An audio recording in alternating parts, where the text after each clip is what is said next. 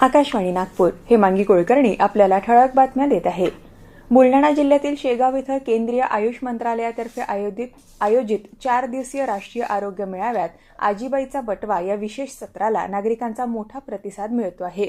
वैद्य मालेगावकर यांनी घरगुती आयुर्वेदिक उपचार, औषधी वनस्पती आणि स्वयंपाकघरातील मसाल्यांचे आरोग्यदायी उपयोग शास्त्रोक्त पद्धतीने समजावून सांगितले। किरकोळ आजारांवर नैसर्गिक उपचारांचा अवलंब करण्याचा संदेश देत या सत्रातून पारंपरिक भारतीय उपचार पद्धतीचं महत्त्व अधोरेखित करण्यात आलं। दरम्यान आरोग्य मेळाव्यात केंद्रीय आयुष मंत्री प्रतापराव जाधव यांनी शेतकऱ्यांनी पारंपरिक शेतीसोबत वनौषधी लागवड स्वीकारण्याचं आवाहन केलंय।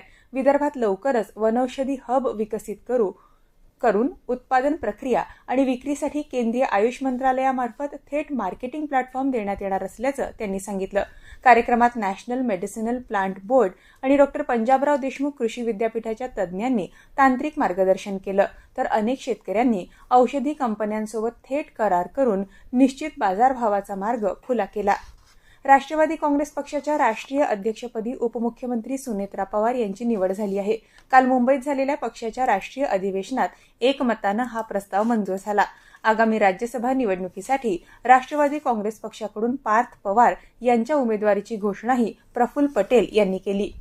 विमान प्रवासाची तिकीटं आरक्षित केल्यानंतर 48 तासांच्या आत आरक्षित शुल्क न भरता रद्द किंवा बदलता येणार आहे।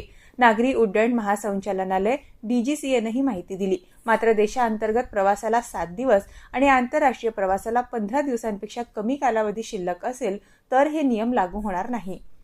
ऑरेंज सिटी वॉटर आणि नागपूर महानगरपालिका यांनी उद्या 28 फेब्रुवारी रोजी सकाळी 10 ते रात्री 8 या वेळेत किल्ला महाल फीडरवर 10 तासांचा शटडाऊन जाहीर केलाय।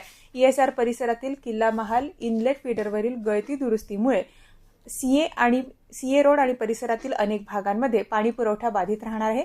नागरिकांनी आवश्यक पाणी साठा करून ठेवावा असं आवाहन करण्यात आलं आहे। आज अमरावतीच्या Shri Shivaji arts and commerce महाविद्यालयात स्वातंत्र्योत्तर राष्ट्र उभारणी, विकास, आव्हानं आणि संधी या विषयावर 1 दिवसीय परिषद आयोजित करण्यात आली असून या परिषदेत डॉ. बाबासाहेब आंबेडकर मराठवाडा विद्यापीठाचे पत्रकारिता आणि जनसंपर्क विभागाचे माजी विभाग प्रमुख डॉ. जयदेव ढोले बीज भाषण करणार आहे। याबरोबरच हे ठळक बातमीपत्र संपलं। या पुढील ठळक बातमीपत्र 11:58 ऐकता येईल। नमस्कार।